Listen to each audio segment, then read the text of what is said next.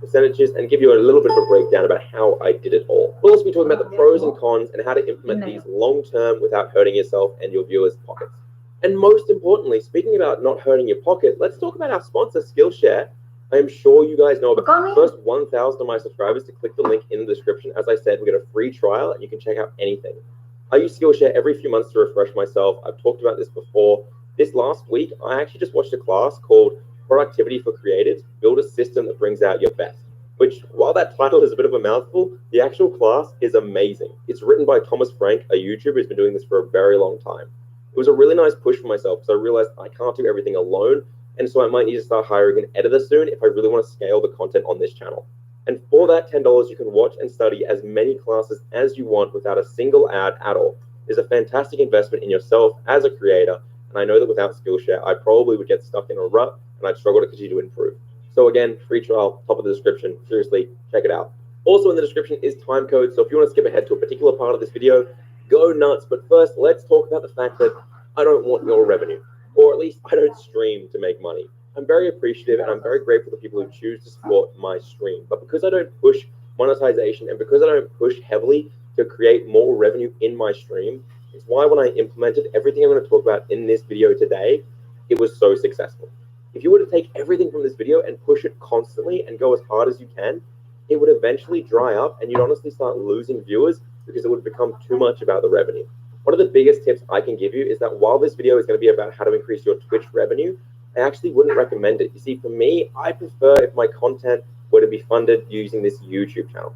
Because at the end of the day, if someone decides to support my stream, there's money directly out of their pocket. Whereas someone were to support this YouTube channel and watch ads, all they're losing is their time. And spoiler, I'm going to ruin a little misconception a lot of you guys have. Wala pa siya nakadawat, pero ipadala na siya AdSense. Katong later, unless you're huge, and I'm talking real big, you're not making any money off your ipadala na siya, oy.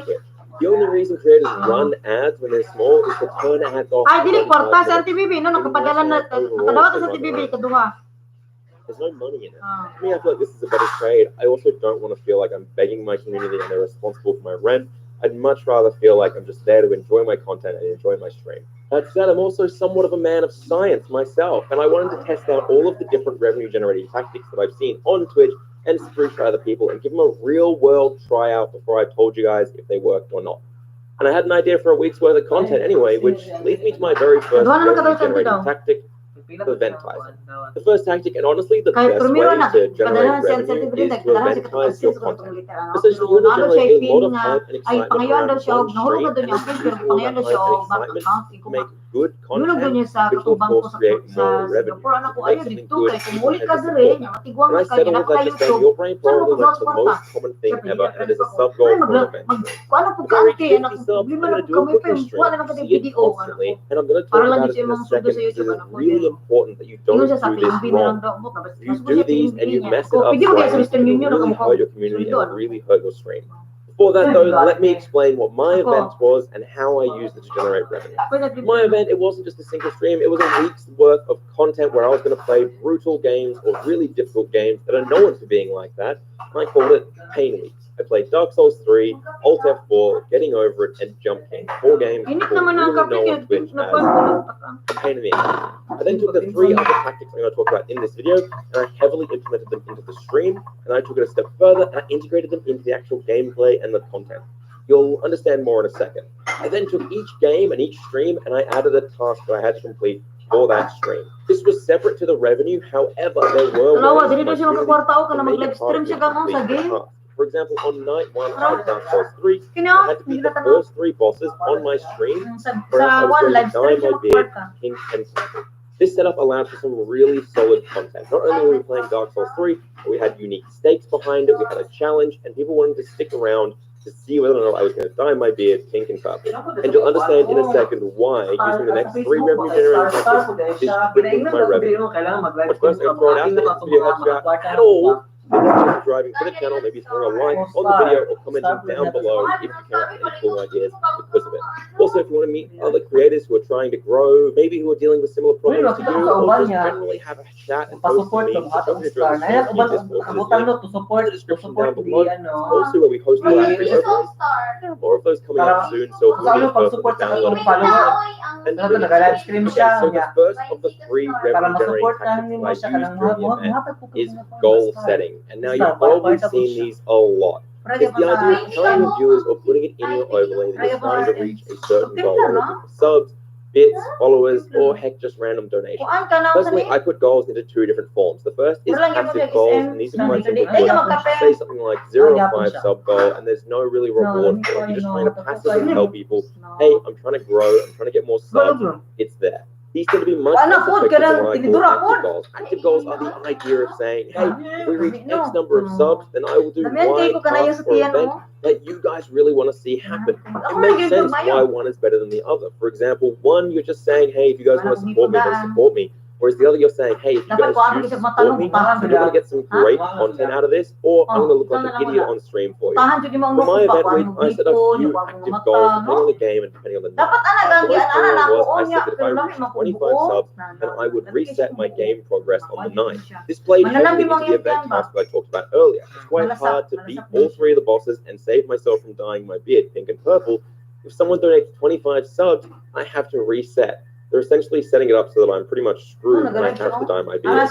I've mentioned before that in everyday streaming, I'm not a huge fan of setting active goals that aren't delivered on the spot. I don't like when people say, hey, if we reach X number of subs, I'll play your favorite game. Or hey, if we reach 50 subs, I'm going to paint Homer Simpson on my stomach as a body painting frame and use my belly button as his nose. And then they reach the sub goal and they don't have to deliver it straight away, so they start thinking about it and realize, God, it's much harder to paint Homer Simpson on my stomach while live on stream with a belly button for a nose than I expected, and they just don't deliver. Honestly, sometimes they don't even deliver on just playing a game like they said they would. And this breaks down trust. Why would I give someone another 50 subs if they aren't even going to deliver on the thing they promised me? It's kind of similar with follower goals or general promises, but when it comes to money, that's when you're really going to hurt someone's trust if you don't deliver. Then the other issue is that if someone does do 50 subs in order to do the Homer Simpson stream, and you do it, but the content's kind of mediocre and it's not very fun to watch, that can be incredibly stressful because these people paid money for this. You're putting an extra amount of responsibility on yourself to make sure the content is perfect. That is goals mostly covered. There's something else I need to cover in this kind of section, and that is punishments or forfeits. Now, I consider these smaller active goals that are reoccurring and help you reach your larger goal. So say you do set it to be 25 subs and you'll do the Homer Simpson body painting stream. Then you want to get people to that night, but that could be a really large goal for your community. So you should set smaller punishments and smaller things to make sure that they can reach it easier and get value at smaller segments. For me, during Pain Week, I set it up that every 5 subs gained, I would eat a spoonful of Vegemite, which people love. I ended up going through like 20, 25 different spoons in like one night. By doing this exact process, I took myself from roughly getting 40 to 50 gift subs in a whole week. Mabito sa restaurant ba nga mga class kaya it's like kanang knife no. People also added on to try and help push themselves to the next 5 subs to make me eat more veggies. So next up we have to cover how you can use immediate gratification and immediate interaction to increase revenue. And this is something that I think a lot of people are already doing fantastically. If you look at What If Julia or Rabs or any of these guys, they are doing integration with immediate gratification. First, let's cover interaction and integration with your actual game and your actual content. For me, during Pain Week, I set it up so that if someone were to donate 250 bits, and I would have to hold my hand in the air for 10 seconds and count out my hand. You can imagine how hard that was with some of the Dark Souls. But then there's another step. If someone were to donate 500 bits instead, and I have to switch over for 5 minutes and only play with my left hand. Ginapingwit lang nila ang mga dagko kay I've never used this with a mouse ever. Inani lagi ka dagko ang lawas kunya ila ka dagko that is also going to hinder me when it comes to reaching my overall goal of beating all 3 bosses in a night. People were constantly doing these things so that I would have to dye my beard. I really wish I could give you the specific amounts for how much I can't show you. So instead, I'll just let you know that if my average was X amount and I managed to triple it, were using this system. The reason was because they add amazing interaction. They're entertaining, they're fun, and people feel like they're really a part of the content and they're a part of what's going on. The thing is, this is just me committing myself to the rules. I have to do these things well. But there are actually ways you can force the game to interact. It's called crowd control, and they're very common. In fact, Dark Souls has them, Skyrim has them, so many games have them. Even there are other ways to do this as well. For example, if someone donates bits to a creator like Nutty, then they can put special overlays like vision mode or give them a high-pitched voice or any other thing. It's just fun, it's entertaining, and it's interactive for the audience. However, there is a very simple way that a lot of games are using this system that is causing them to have a lot of revenue generated that I think a lot of you guys could maximize really well. Our third tool, sound alerts. Now, I know I've talked about sound alerts a lot. I just click the link. 7 must do steps before you go live on Twitch. Press play. Every single stream, I have a checklist of tasks that I will do in order to make sure that my content is as perfect as it can be. And on days where I don't do these things, I notice a drop in my overall viewers, my engagements, and I just make generally worse content. Today we're talking about stream preparation and my go live checklist so that you can make your best possible content without having to stress. Let's go. Hey, I'm LJ with StreamScheme.com. I'm also a variety streamer over at twitch.tv/LJM_. There's a link to that and to StreamScheme.com in the description down below. But first, I want to throw it out there straight out of the gate. If you're watching this within the first day it was released, it means that tomorrow I'm holding a massive charity event over on my Twitch channel. We have a lot of fun, a lot of games, and a lot of challenges in store for me, but we've also got over $2,000 worth of prizes in store for you guys. So if you want to win any streamer gear or some owned vouchers, then feel free to go over to my Twitch stream, chuck us a follow, or join the Discord so you get pinged when we go live with that charity event. It is all linked in the description. I've mentioned in previous videos, and I've also mentioned it in the Discord, that I have a checklist of things that I do every single stream and every single week before I go live to make sure that my streams and my content are up to par.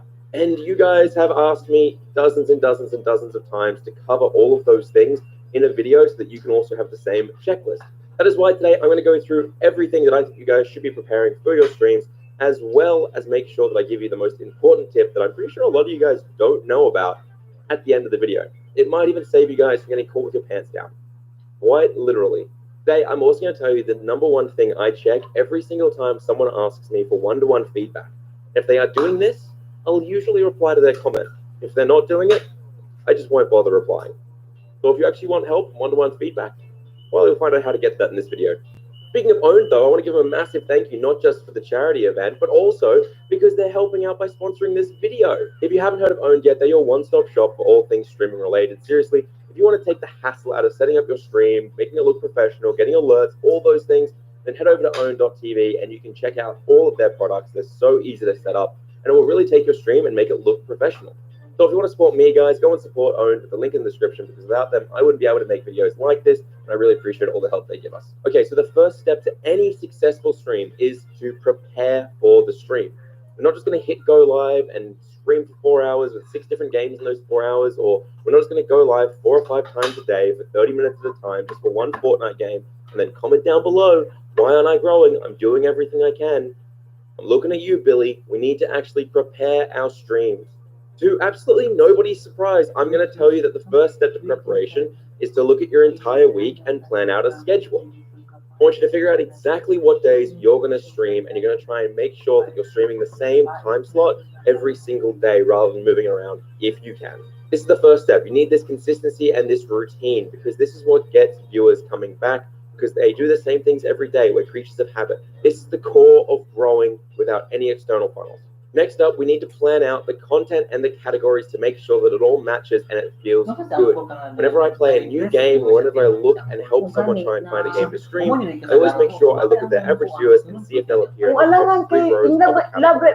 This is very, very important for me to set up just on YouTube. You don't have any external funnels such as YouTube or TikTok, then you're going to struggle to grow to a saturated category. So planning out your content and category is crucial. Does this content also match what you want to do once you have grown a community? Or is it the kind of demographic you want? Recently, I had to help someone who was really struggling because they wanted a certain demographic, but they were only getting kids in their stream.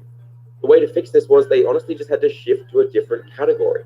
So in the future, if you want to be playing Warzone or Fortnite or any of these categories, then starting out by playing Sims or Stardew isn't going to be a good way to build a community who will convert into first-person shooters. But a part I haven't talked about much is the fact that even if you start out in these smaller categories, you need to find a way to stand out inside them. Can you add Malagas po daw what's our gamon selling ay point to make nag-report sa your kuha stream o siya. clickable Ma'am, compared to dagan others? kayo For na example, beating Dark Souls, demonetize but every karon ng death mga is a wasabi YTC feast. tungod That lang can sa help stand out C2C. because it's not just a guy playing Dark Souls, it's the guy taking punishment for when he fails at Dark Souls. I'm really curious what you guys can come up with for your unique selling points. Moro ba lang So ginahimo comment down dire? below Dapat sa each dream title. idea that you have Dapat to yun sa create a kong unique title selling point to your content. na demonetize daw So once you have your content and your schedule locked down, we need to prep the individual stream. Demonetize na ba We want to prep tanggalan? some talking points for Si Auntie Brenda nag-share po karon lima daw sa iyang GC.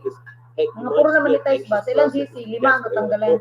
Kasi or it's just learning. Dili You na siya don't quite at monetize. the part where you're able to be a natural Apply na entertainer po yet. siya. So just write down a few topics, a few things that are interesting, and ideas that you can get rolling if Dagas someone were to ask you daghan na about. imo So sa if you have any ganda. channel point redeems that are going to be used to engage chatters, then I really recommend prepping those ahead of time. For example, for me, I have to prep a question of the day, some Aussie slang, a pro tip, a fun fact, and a loading screen tip before every single stream. I'll also prepare about 2 pages worth of a notebook for talking points for about a 4-hour stream, which is about a page for every 2 hours. I get asked a lot how much I prepare for every single stream, and it's usually about 2 to 3 hours for a 4-hour stream, and I do 4 streams a week, so I guess I'm doing about 12 to 18 hours pretty much a week preparing for my content.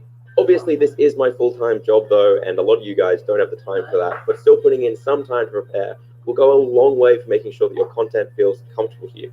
By the way, if you guys ever ask me, hey, can I have feedback on my stream, or you comment down below asking for feedback or anything like that, I'll usually click your stream, and the first thing I check is the schedule section on your Twitch. I'm going to tell you guys right now, if you do not have a schedule section updated for your entire week, or I look back at your past few weeks and it isn't consistent, I usually won't reply to you and give you feedback because I think that is something you instantly have to work on. So go down into your Twitch, go to your stream management and update your schedule. Get it all set up at the start of the week, and then if you ever ask someone for advice, that'll probably be the first thing they look at. All right, you guys are going to need a pen and paper for this next tip because I think a lot of you guys miss this step, and I understand why, because it's pretty high level. Are you ready to write this down? Before you go live, load up OBS or Streamlabs OBS and make sure the game works on your computer while recording with your overlays, your alerts, and everything. Before you go live. I'm just teasing, obviously, but one of the things that'll really mess up a stream is technical difficulties. It'll really rattle you to your core. So if you make sure that you work on all this stuff and test everything before you go live, it'll be a lot easier for you to make a good stream and focus just on the content. One of the worst things as a viewer as well is trying to enjoy a stream and they go to put the game up or do anything and it is scuffed or it doesn't work, and then having to watch for 5-10 minutes while they mess around. So you can kind of feel their confidence get shaken. They don't know how to play it off yet. So really make sure you're all set up before you go live. The steps I follow is before I go live, I'll open up the game, I'll open up Streamlabs OBS, I'll hit record, and then I'll go through and I'll test my alerts. I'll make sure that my overlay looks good with the game HUD, so I'm not covering anything important. And generally, I'll make sure the audio sounds good compared to my alerts, compared to me. And while I'm there, I'll also go into my game settings, I'll turn on subtitles, make sure they're large enough to read, and I'll also cap my frame rate at 60 or even 120 frames so that it naturally fits down into a 60 FPS stream. Again, all of this is done while recording, so I can then watch back my recording and make sure that it's all working before I go live. I have mentioned this next tip countless times before as absolutely crucial if you're looking to grow on Twitch. You have to be doing it before every single stream. And I know I'm going to get some of my OGs commenting things like, LJ, we're already doing this, stop repeating the same tips. Except we get thousands of new subs a week. We get thousands of new members in our Discord every single week. And I lurk in your streams, silently judging you, Jeffrey. I know that you're not doing this. You're not updating your go lives and your titles for every single stream to be engaging and provide a unique hook. So many of you guys aren't even using tags. I see people complain about Twitch's discoverability, and they're not even using all of Twitch's discoverability tools to actually appear for things. I don't know Tags if you juga, want to oh, here. I magbutan just yun want to kag throw it tag, out there. oh. I have a video link at the top of the description. It is all Tags ba? about Mag-tags ka ba? go lives and how to set those up to be engaging.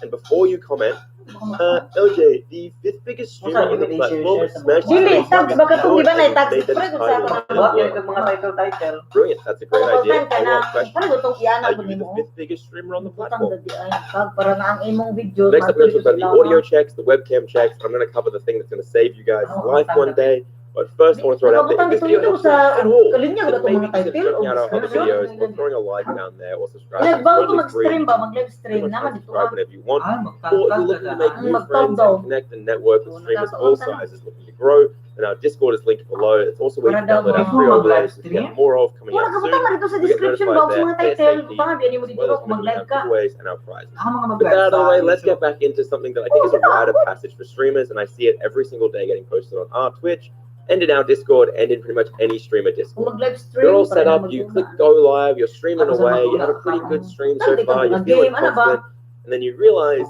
your mic's been muted the Game. entire Yan, time. sa to yung dula You gani, just sa to? didn't check it. ML? Have you ever done this? Let me know in the comments. I feel like most Ay, people ang have. awas I've yun done it for ito. about 5-10 minutes before my audience called me out on it. Hashtag But they were all just Wala. posting Dili, KW the entire tag, time while I yun, nakabutang spoke, so I was dito sa box confused na what was tag. going on.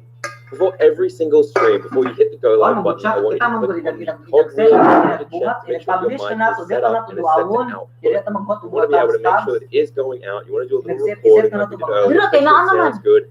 And if you're really worried and really cautious, you can go into your audio settings and make sure that Slobs or OBS has got the right microphone selected for your track. I see a lot of people always forget to check this one, and they'll do a whole stream and it'll be their webcam microphone.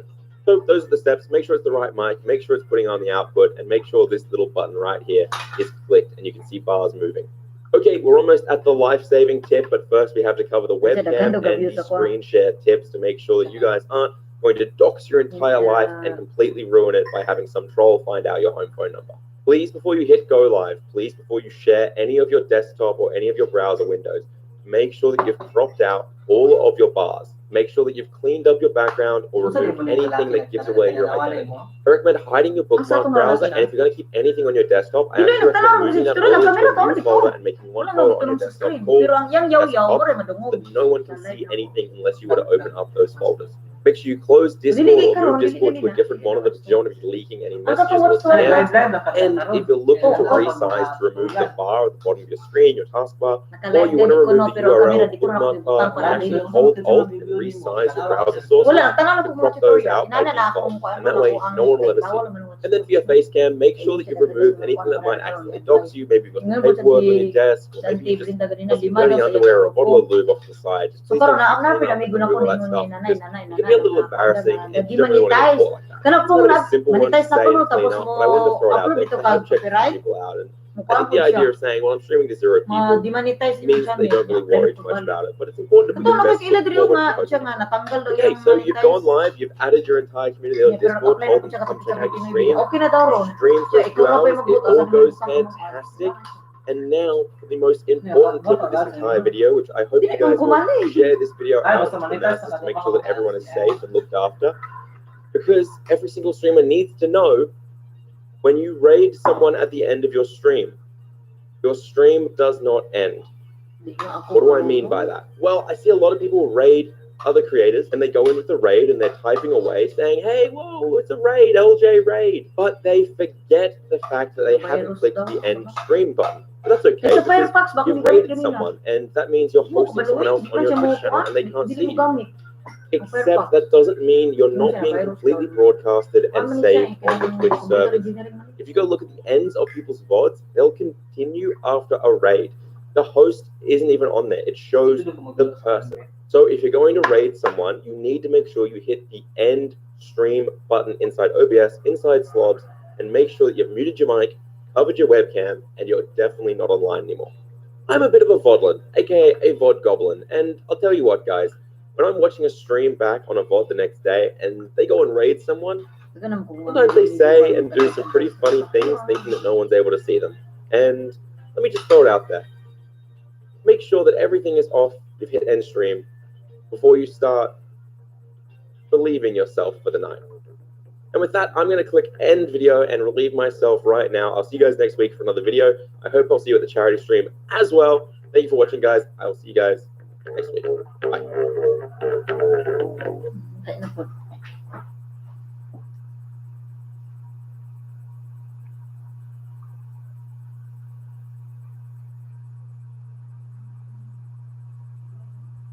Tanaw ko ning banyo ko.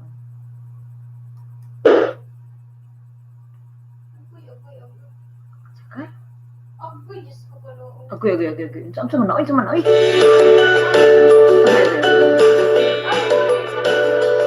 Di ko gani na siya gitagkalit. Hello everyone. Did you know that you Kaya can ito, earn online sayang with sa ganda ng FBS by tanaw. trading currencies? Hello everyone, and welcome back to a new video. Sean's the name, YouTube's the game. In this video, we'll be talking about how much a single view is worth to a creator on YouTube. And this topic, most people get it wrong or have no idea what they're talking about, which is why we're talking about it today. And if you're new around here, consider smashing that subscribe button.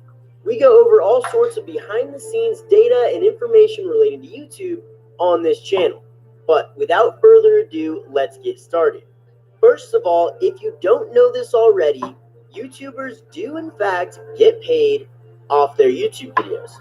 I actually made a video a couple of weeks ago revealing the top 10 richest YouTubers and how much they made. So if you haven't seen that video, make sure you check it out at the end of this one. It'll be linked in the description of this video, so don't you worry. But yes, YouTubers do in fact get paid off of their YouTube channel. However, it is extremely hard to do because you need to pull in a decent amount of monthly views on your channel. The question is, how many? How many views, how many likes, how many subscribers, how many comments, how many does it take to actually make a decent amount of money on YouTube? And what in particular actually brings home the bacon? Well, contrary to popular belief, subscribers mean almost nothing when it comes to getting paid off YouTube.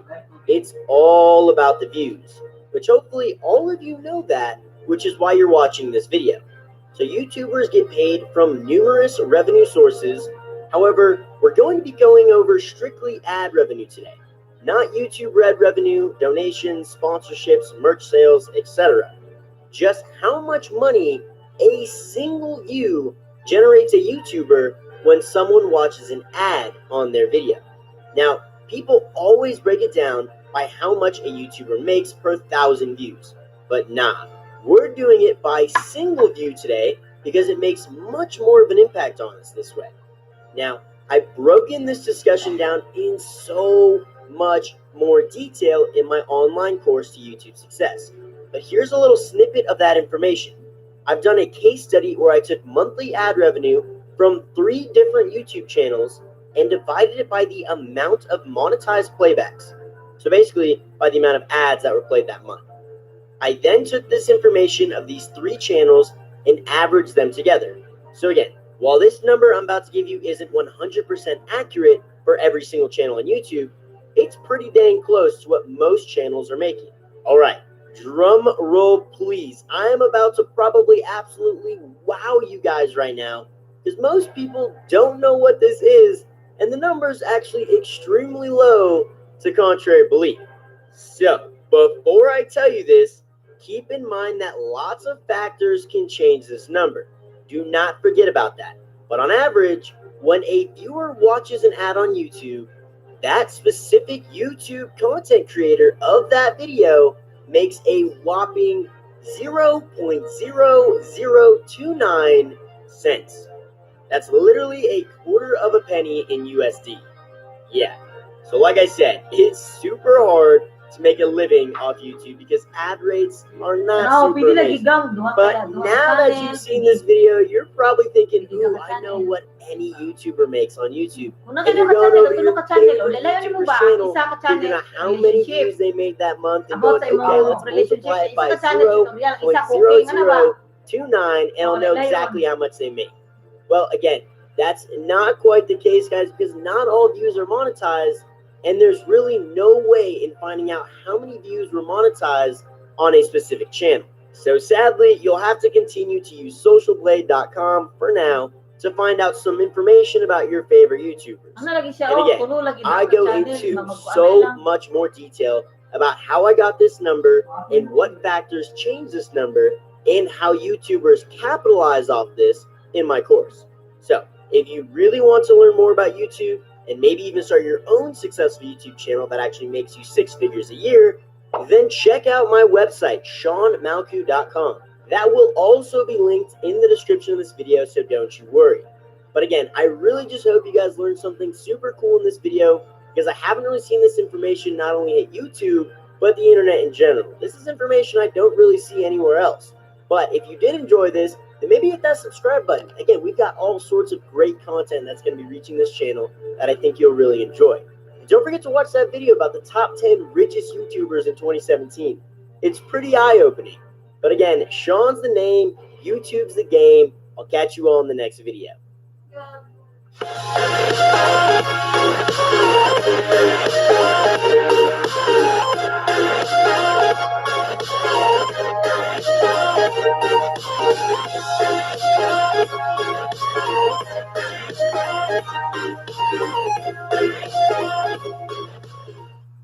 Grammarly can help you write quickly and confidently, so you never have to slow down at work.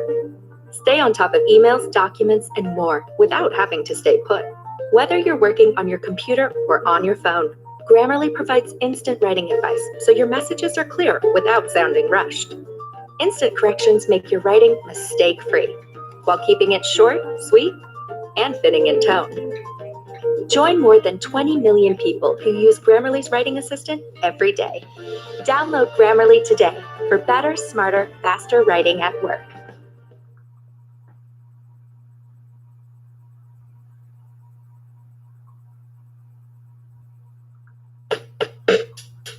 You created a business. Now, create videos for your business, easily and instantly, with Vimeo Create. Video to help you show off your products and bump up your sales. With hundreds of pre-made templates designed to get your videos performing their best.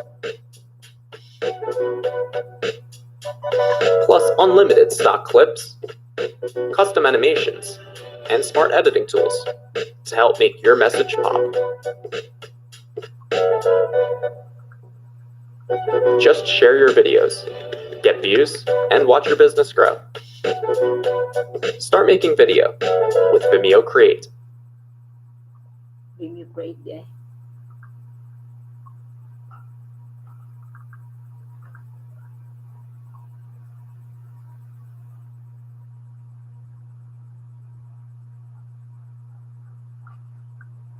So it recently occurred to me that the general public has no accurate concept of how much YouTubers make from the ads placed on their videos. How much do you think a video that gets 1 million views, how much do you think it earns? How much money? Oh, 1 million views? Yeah. I would say $10,000. Do you look at your AdSense that often? A video hits 1 million views. How much do you think it would make? Probably like $3,000. I asked everyone on Instagram how much they think 1 million views earns on YouTube, and the answers were really all over the map. We've got a lot of people saying $1,000. Some people say $200, $300,000, $5,000. Really look at these, you guys. It's all over the map. From $100 to $30,000. People seem to have no clue how much YouTubers make. And today I'm going to expose exactly how much 1 million views can make you from a YouTube video. So here's the interesting thing about making money on YouTube. You can have several different videos with 1 million views that make very different amounts. So generally what I found to be the case on a video with 1 million views is that it makes about $2,000. That's just what I think is the average. And this is for a video that's under 10 minutes long, is monetized, and doesn't have anything really like inappropriate in it. Because if it's not family friendly as YouTube considers it, you're pretty much making nothing. So let's take this video, for example, gymnastics then versus now. It got 1.3 million views, and we can see it earned about $2,000. So had this video only gotten 1 million views, it only would have made like $1,400. Let's take a look at another one. So this video has 2.2 million views. So I know what you guys are thinking. You're like, all right, this one probably made like $4,000. You guys are going to be shocked at how much this made, because I was. So this video, 2.2 million views, it only made $743.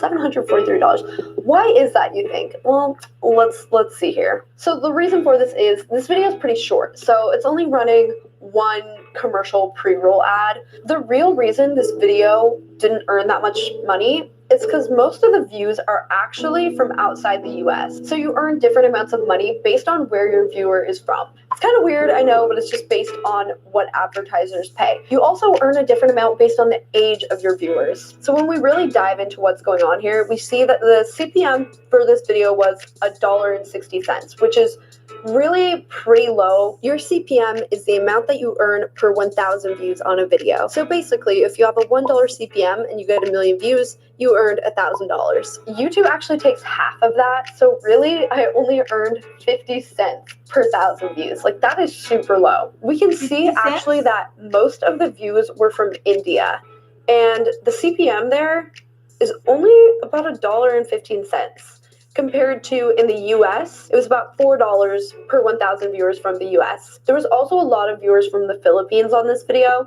That also had a lower ad rate. This was so unexpected because most of the time my videos are just viewers from the US, Canada, Australia, so I was shocked by this and thought it was really fascinating. So like I talked about, location is a big factor in the CPM of your video, but it's not only that, it's also the topic of your video. If your video is family friendly, the age of your viewer. Viewers that are older tend to pay a little better. It's simply because those people are just clicking on more ads, buying more stuff. So for a while, I thought this was the cap for my channel. I would get between 1 and 2 million views a month, and the AdSense portion of my channel earned between $2,000 and $4,000. AdSense really wasn't even my main form of revenue. I didn't even look at it that much, and I thought that was pretty much the standard. Until one day, I uploaded one video that blew the rest of these out of the water, and it was this video about the CEO of Scentbird. Okay, this next one I'm going to show you guys, I think it's going to shock you because it shocked me, but in a good way this time. So I made this video about the CEO of Scentbird.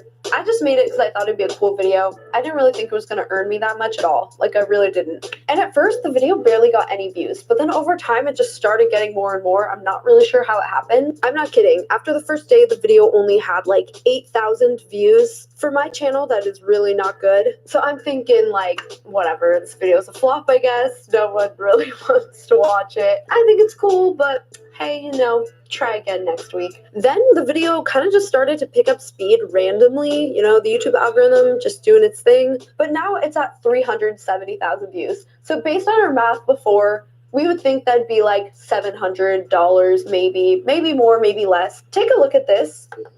It earned $3,000. When I saw this, I was like, what? Why? The CPM of this video was a whopping about $18. That's insanely high for my channel. It's just crazy that this video got 6 times as many views but made 1/3 as much as the other one. So this really goes to show that making money on YouTube is not all about views. It's also about the watch time of your video, how long your video is, who's watching your video, what location they're in. All these different factors come into play, but you really don't need to be getting like 10 million plus views a month to be making a living on YouTube. You can get a lot less views and make more than someone who's getting 10 million views a month, which is insane and something I didn't realize for years. So this begs the question, I'm sure you all are wondering, how? How can you make more on YouTube? I kind of figured it out. So for the past month, I've been doing an experiment with my channel, and I actually ended up making about 3 times as much as my January earnings. So we can see in January, my channel made $1,706. And in the past 28 days, it's made $6,085 from just this one thing I started doing. And I wasn't getting 3 times as many views. It had nothing really to do with the amount of views. I only got 400,000 more views. Are you ready? Do you guys want to know what it is? Okay, first you have to watch this ad.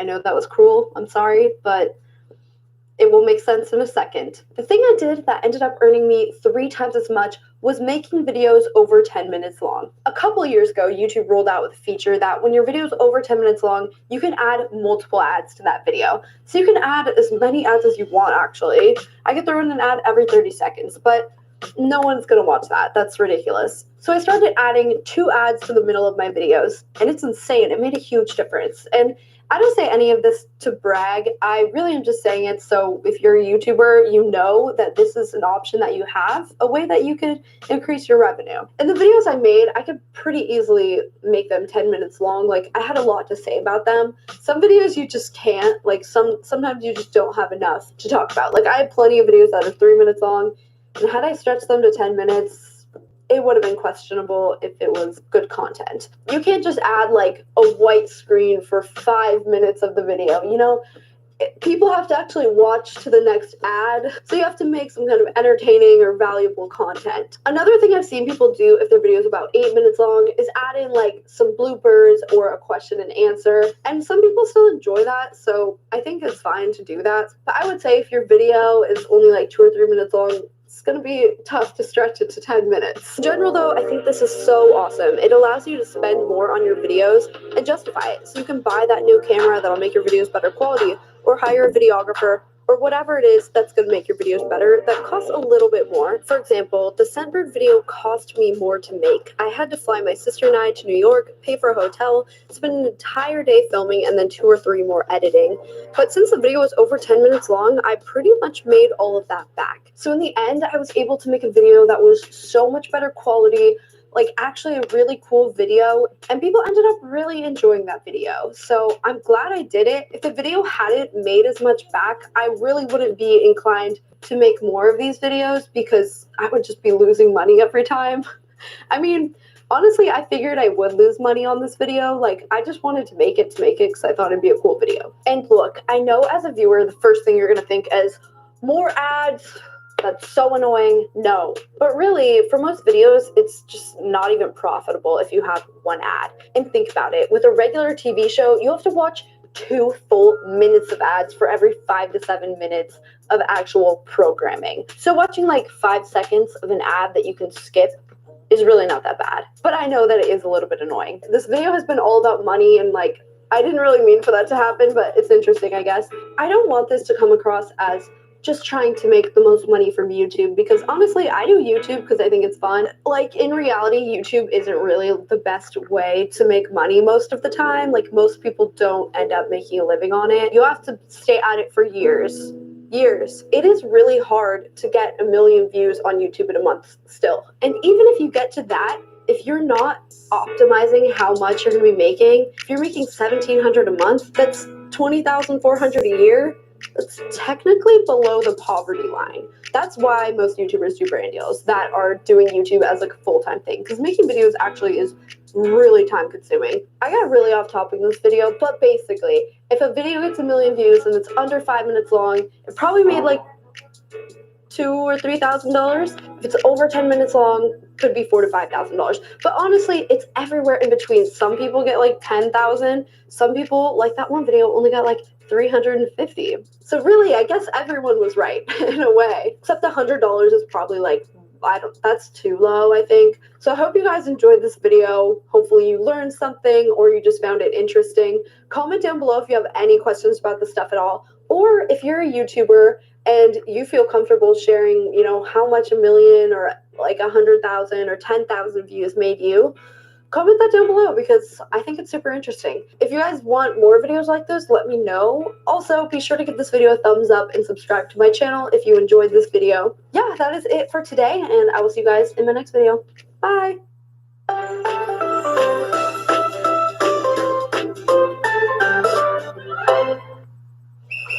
Pampers Second Pants, Pampers Second Pants. Grabe ang init, nakatapat naman sa fan. Baka rasya sa makuha niya dyan.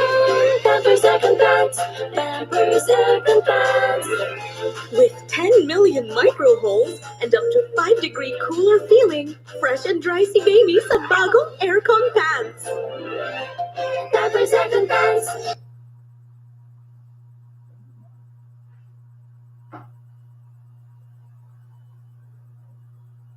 Welcome to the complete tutorial on how to film, edit, and upload a YouTube video from scratch, step by step. Buckle your seatbelts and get ready, because maybe you want to grab a journal to write something. If you're shooting videos on your phone, or if you got your gear with you, gather it up, grab something to drink, because in this video, I am going to be walking you through how to prepare your gear and do your camera settings and shoot a YouTube video that gets views. We're going to talk about thumbnails and doing thumbnail photography and how to edit your thumbnails, how to step-by-step edit your videos, and then upload them on YouTube in the most comprehensive free tutorial on how to create YouTube content online, period. And in between each part of this 4-part mega video, I'm going to be answering the top questions from the Think Media community about each of these topics. But if we're just meeting, my name is Sean Cannell. I'm the author of YouTube Secrets, and my passion is helping purpose-driven people build their influence with online video. But now it's time to start with part 1 of setting up our gear and filming our YouTube video. So buckle your seatbelts and let's just jump into it. When you're getting started in video, it can be frustrating because there's a lot to learn when it comes to the camera settings and what gear do you need. So in this video, I'm going to be going through step-by-step how to create a YouTube video with the gear that I'm using, the exact settings on this Canon M50, but it'll be relevant for any kind of DSLR or mirrorless camera that you're using. And then ultimately how to edit and put it all together coming up.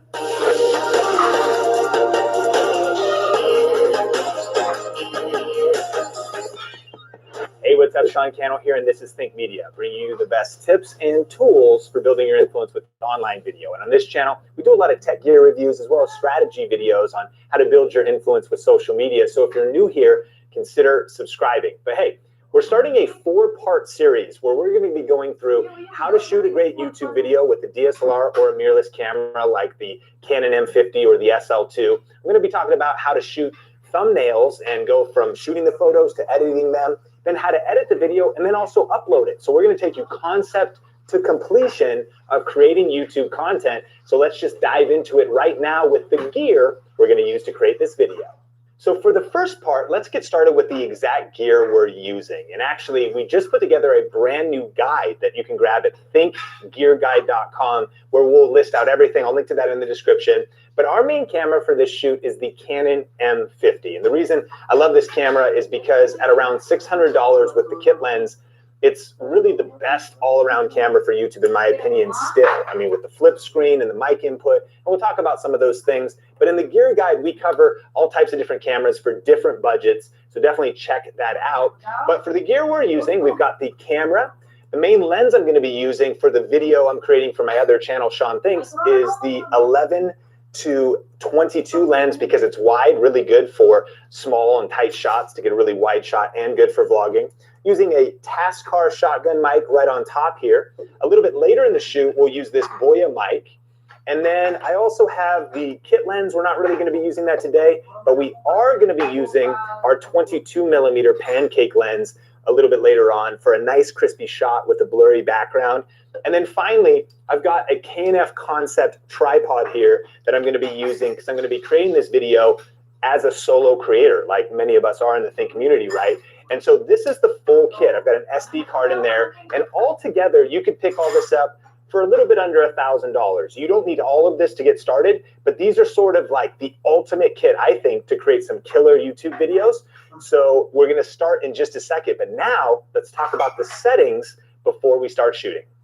All right, now go ahead and grab your camera, no matter what camera you have to follow along, but if you've got your M50, grab it. And normally when you get started shooting video, you'd probably pick video mode on the top of the camera. And that's a great way to start. When you do that, you can actually go into that video mode and you can put it on auto exposure. If you want the fastest way to get your camera set up and running, auto exposure is going to be auto everything. It might not look the best in some motion, in some situations, but it's really nice. Now you could also do manual, and we love manual. And if you want every single detail to be adjusted, that's a great option too. But we've kind of figured out a hybrid mode for a simple way to do auto, and we'll show you what that is. So we're actually going to start with TV on the top, which is shutter priority. And you can look that up for your camera. When it's in shutter priority, that allows us to prioritize what will make the video look the best. So let's talk about it. In shutter priority, what we're going to do is hit the Q, and we'll go through our settings. Now, first of all, we're going to do auto white balance just so it's quick and fast. We're going to do auto picture style, just so the colors look nice. If we were going to color grade later, I would shoot on neutral. But because we want this to be a quick edit and export drop it on YouTube. We just gonna have auto white balance, auto on that picture profile. And then I'm going to choose an autofocus mode of my face, at least initially, when I'm vlogging and I'm on camera. I'm going to be shooting a video for my Sean Cannell channel of a home office tour. And so when I'm on camera, I'll do the face focus. And then when I'm shooting room shots, I can do kind of zone focus and tap certain areas.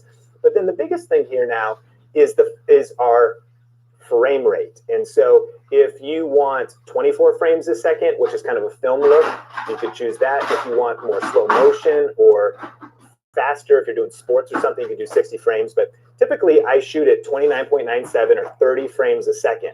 Now, once you pick your frame rate, and so pick 29 frames a second, 1080p is perfect, is then your shutter follows the 180-degree rule, which means if you're shooting 30 frames a second, you want your shutter speed at 60. If you were shooting 24 frames a second, you want your shutter speed at 50.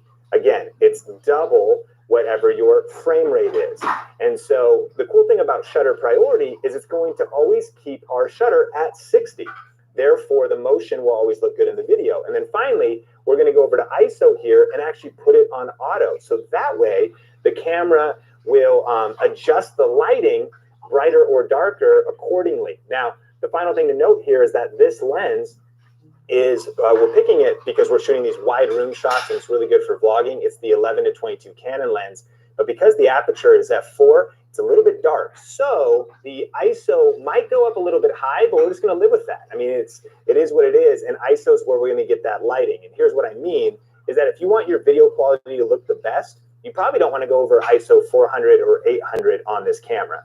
If you want to just kind of vlog and take people with you and you don't have extra lighting, well, then it might go higher and it's just going to affect the image quality. One thing to remember about ISO is that lower is going to be not as much light being let in, but it's going to be a better image quality. If you can get enough light or you can shoot outdoors. The higher you go, the more grainy the image is and the more it falls apart. So sometimes you need to go higher to get the light, but keeping it as low as possible will keep your image quality as high as possible. And with that, we're ready to shoot. Okay, so I'm about to get started doing my home office tour shoot here, but let's talk about the mic settings last. Now, because I'm going to be vlogging like this shotgun mic is perfect. It's a $25 shotgun mic, and here's one setting that I love on it, is it has a plus 10 dB. Now, some mics have plus 20, but a lot of times that's too much and it'll make the audio too loud, but plus 10 is perfect. So I actually have the mic on. I've got just the high pass filter, just at normal, just normal. And then I've got the plus 10 dB, so it's cool. And so then I just go into the menu, head over to 8 here on the camera settings, and we can go to sound recording. And we make sure the sound recording's on manual. Here's the thing, if it's on auto, it has this kind of AGC, auto gain control, which brings in a lot of noise and even hiss sometimes, because it's searching for voices. So when it's on manual, it means the audio is locked. And so what's nice here is I can then take this setting right here and just get the gain perfect for my voice. And so if I'm right in front of the camera, I want it to be never hitting red and only really hitting that kind of 12 dB. That's our target. So if I'm in yellow, I'm in front of the camera, I go, okay, that's nice and clean. If I get a little bit further, and so that is gonna be really crispy audio settings. Our shotgun mic set up, our audio levels are ready, all of our camera settings are ready, so I'm ready to shoot my video. So a couple reasons why I love this setup is, of course, the flip screen, so I can always get a good shot composition of myself on camera. I love the wide angle lens, especially for like a room tour video because it gets very wide shots. But then I also love this Joby tripod because I can not just vlog with it and take people with me, but then I can quickly set it down and get a nice shot like this. So throughout this video, I'm going to be moving from room to room, and this is a very versatile setup for all that content.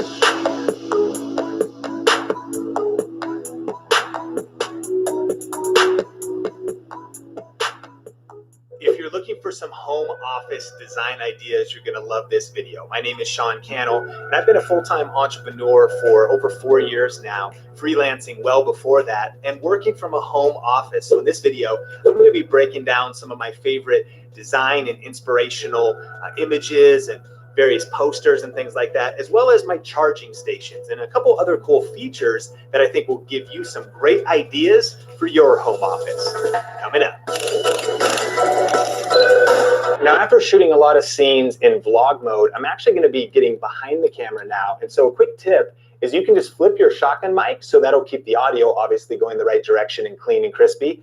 And then I also like to actually use the Joby like this, where I tighten it down and I get an added point of contact. So now the camera can actually be a very steady shot if I want to walk people through the home office, give kind of a tour. I can zoom in. And the one other thing I'm going to do here is switch the focus mode from face focus to zone focus. So now I can just tap on exactly what I want to be in focus, and it's not going to be hunting for faces and potentially having focus issues.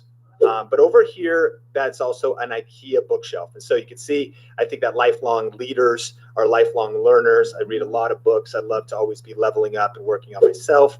All right, so let's talk about a quick tip to help you organize your footage when you're creating YouTube videos. So I've been shooting this home office tour. I shot it in here, in the loft, in the other office. I shot behind the camera, in front of the camera. But what I'm considering all of that is a term to remember. It's called A-roll. In editing, it's going to be the base layer of video footage. And the A-roll is typically the person on camera. It's where my audio is, where the main kind of narration is, etc.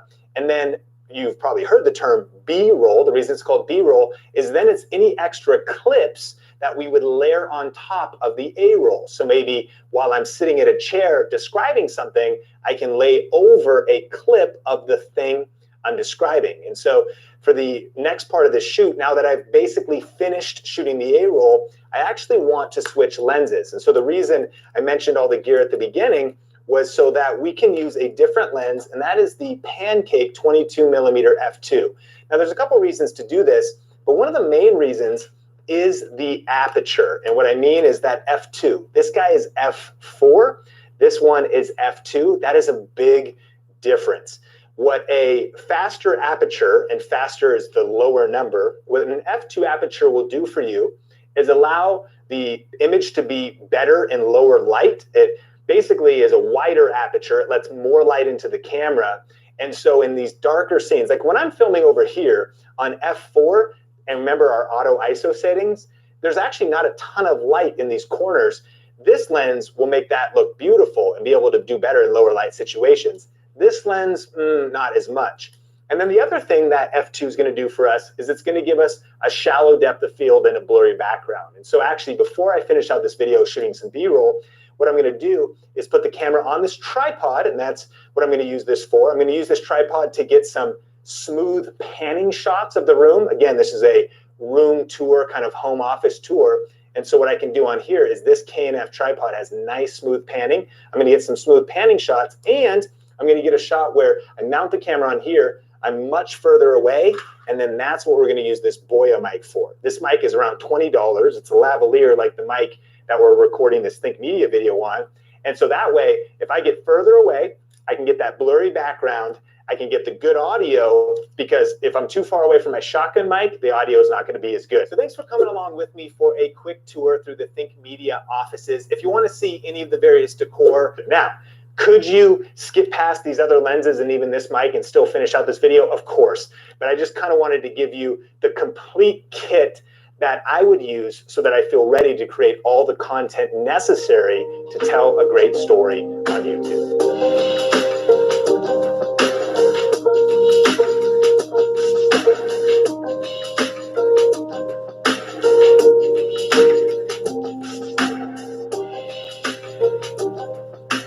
All right, and so I just finished up shooting all of the B-roll clips that I wanted to shoot. Of course, I shot all the A-roll, and so that pretty much covers it. We have the gear, right, the settings. We went and shot all of our clips, but there's one thing we need to do before we get to editing, and that is create the thumbnail. One of the biggest things people miss on YouTube is being like, oh, shoot, I'm just going to pull a clip out of the video for the thumbnail.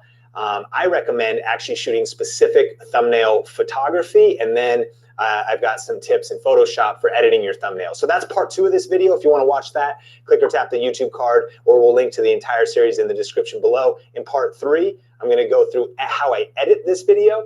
And then in part 4, we'll talk about the best export settings and actually getting it uploaded onto YouTube. So check out the whole series. And remember, you can actually download a complete gear guide with other tutorials, tips, for smartphone accessories, not just the Canon M50, but all kinds of different cameras we recommend here at Think Media.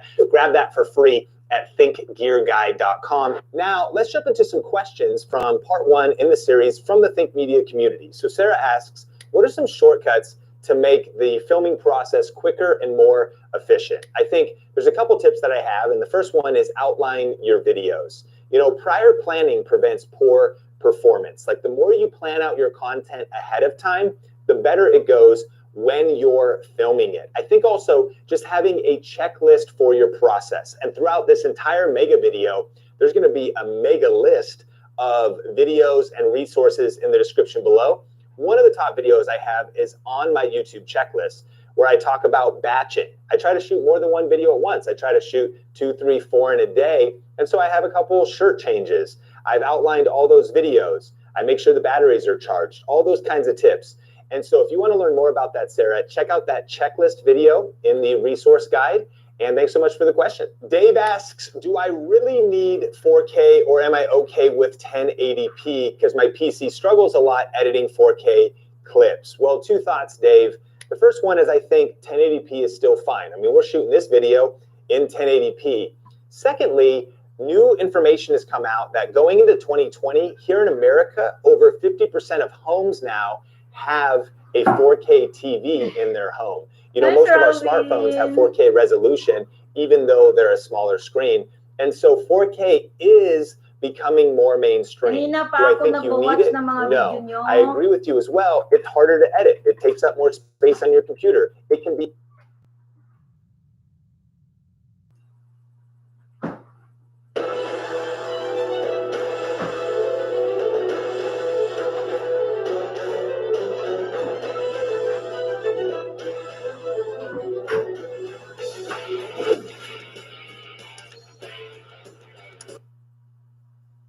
Play all ko na ito, sir, ha?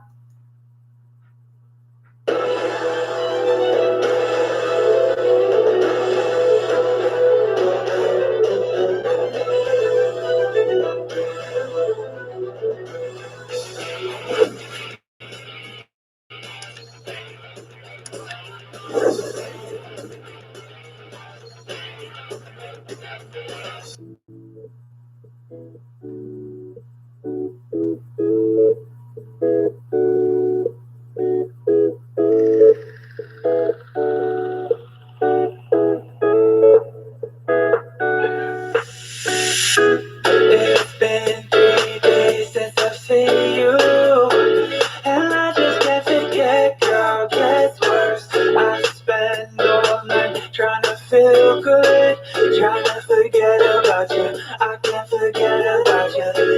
Oh, I can't explain just what you've done to me. It feels like the pain is pouring all over me. You make me feel free. I wanna believe in you, believe in you. Oh, I just gotta know.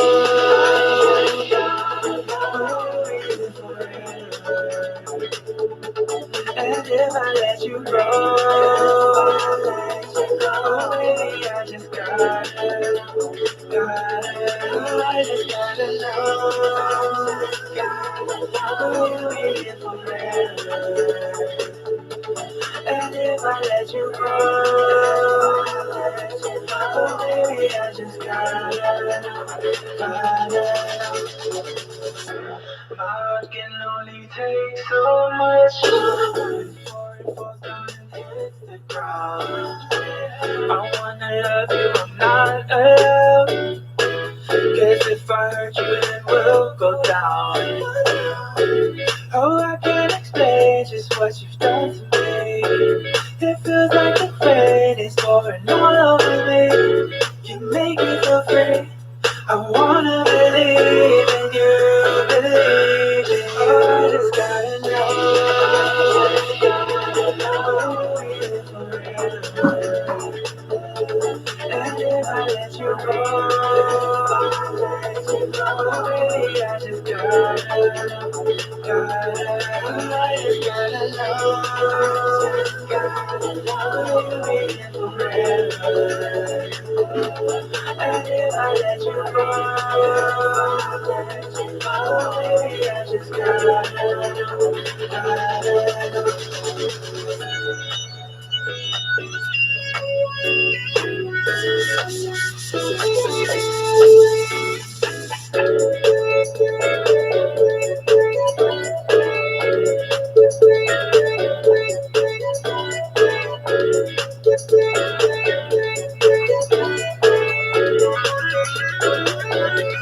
Oh, I just gotta know. Oh, baby, forever. I gotta know. I gotta know. I let you go. Oh, baby, I just gotta know. Gotta know. Baby, forever. I let you go.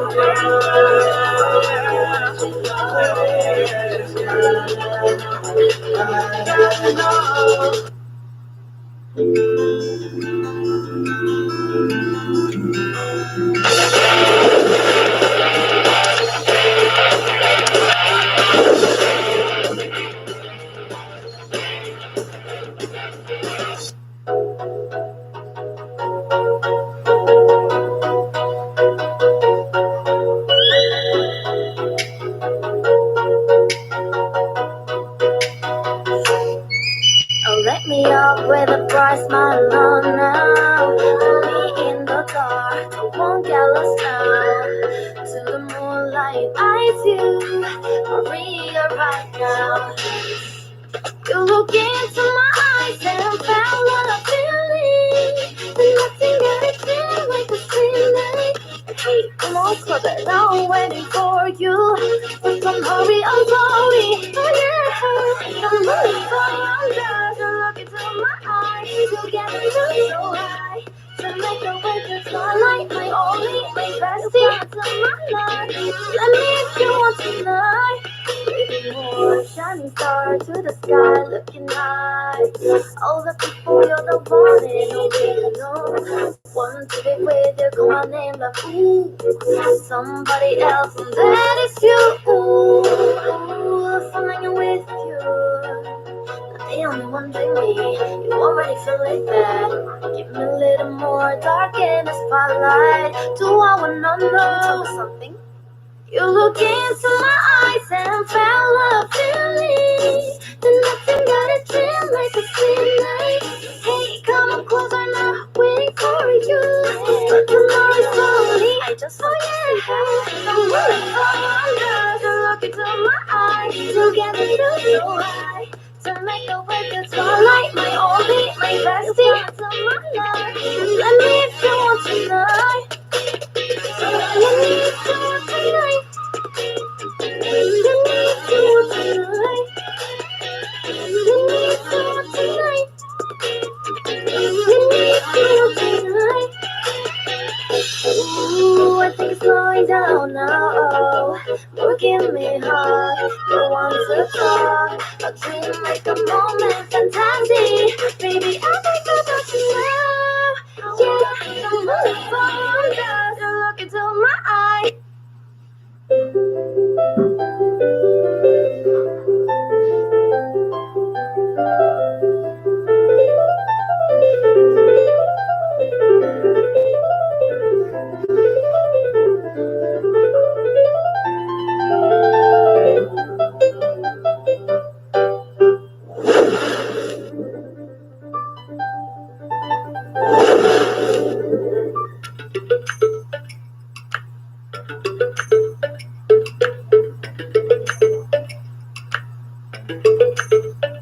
Lately, I've been lying to myself. No, I need to get some help. Hoping you could save me, baby. Put our pictures on the shelf. Swore I'm over you, oh well. It's not that easy. Waking up in this place all alone. Day and night, night and day.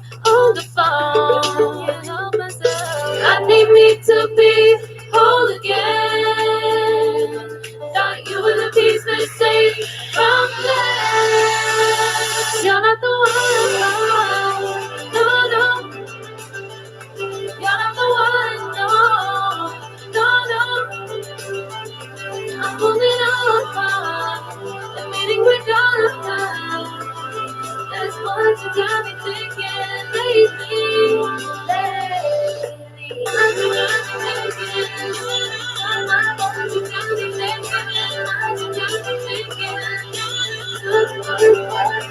Lately, I've been trying to fix the mess, get myself up out of bed, but I'm feeling empty. Maybe I need to try something else, get you out of my head. You can't save me. Waking up in this place all alone, staying up night and day on the phone. You're not the one, no, no. You're not the one, no, no, no. I'm moving on, I'm fading with done. That's what you got me thinking lately. It's been harder for me now. It's been harder for me now. It's been harder for me now. It's been harder for me now. But I'll get through it somehow. But I'll get through it somehow. But I'll get through it somehow. But I'll get through it somehow. You're not the one, no, no. You're not the one, no, no, no. I'm moving on, I'm fading with done. That's what you got me thinking lately. You're not the one, no, no. You're not the one, no, no, no. I'm moving on, I'm fading with done. That's what you got me thinking lately. What you got me thinking. What you got me thinking. What you got me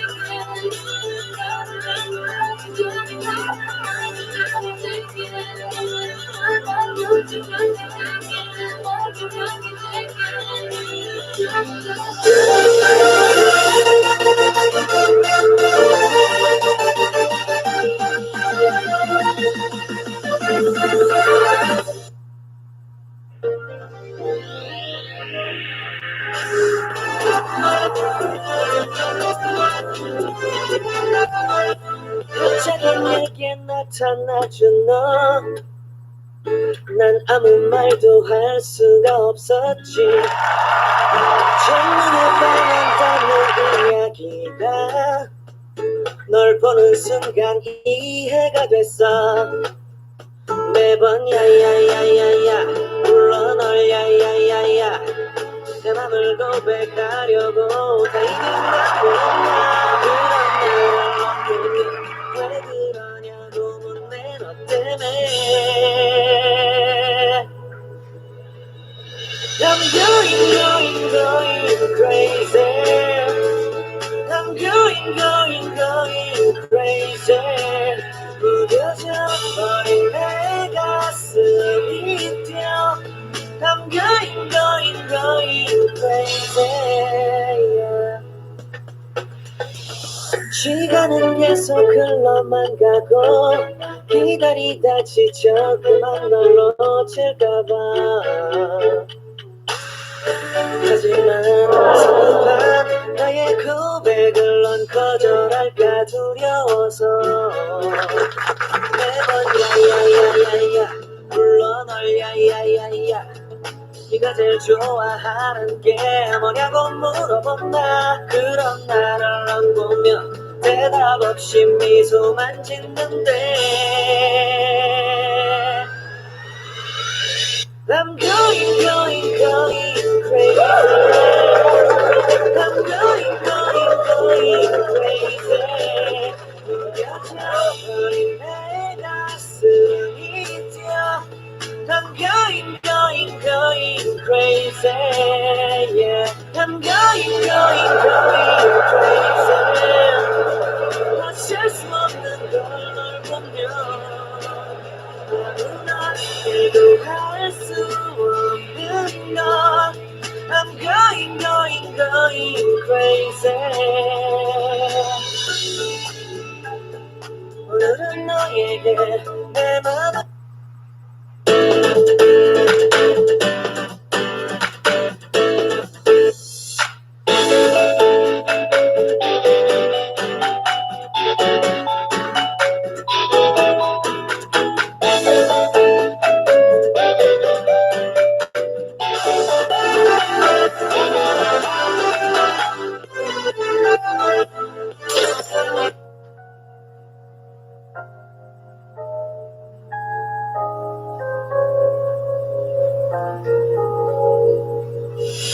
유난히도 캄캄한다면 나 홀로 너를 생각하네.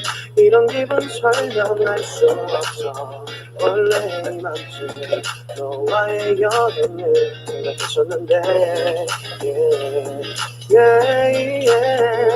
네가 좋아하던 와인과 선물을 준비했겠지. 기뻐할 너를 상상하며 근데 왜 이런 생각을 하면서 너를 추억만 하게 된 건지 어쩌다 너와 나 왜 이렇게 끝난 건지 너를 기억하면 난 가슴이 아파와. 어쩌다 너와 나 이렇게 잊혀진다면 다시 사랑할 수 없을 것 같아. 그날의 나는 내게 너무 낯설었겠지. 내 맘과 다르게 너에게 상처를 줬으니 사랑한다는 말로도 부족했던 너에게 내가 너무 잘못한 것 같아. 너와 나의 다른 생각이 결국엔 우리를 서로 갈라서게 만들었어. 근데 왜 이런 얘기를 하게 된 건지 난 모르겠어. 어쩌다 너와 나 왜 이렇게 끝난 건지 너를 기억하면 난 가슴이 아파와. 어쩌다 너와 나 이렇게 잊혀진다면 다시 사랑할 수 없을 것 같아. 말은 해줘야 하는데 내 마음 변하지 않았다고. 모든 게 오해야 내 얘기를 들어주길 바래.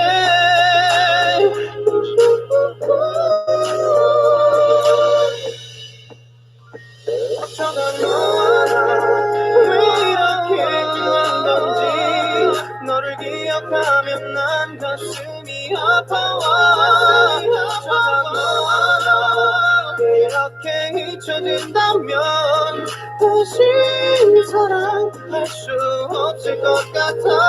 어쩌다 너와 나 왜 이렇게 된 건지 시간이 지날수록 네가 보고 싶어.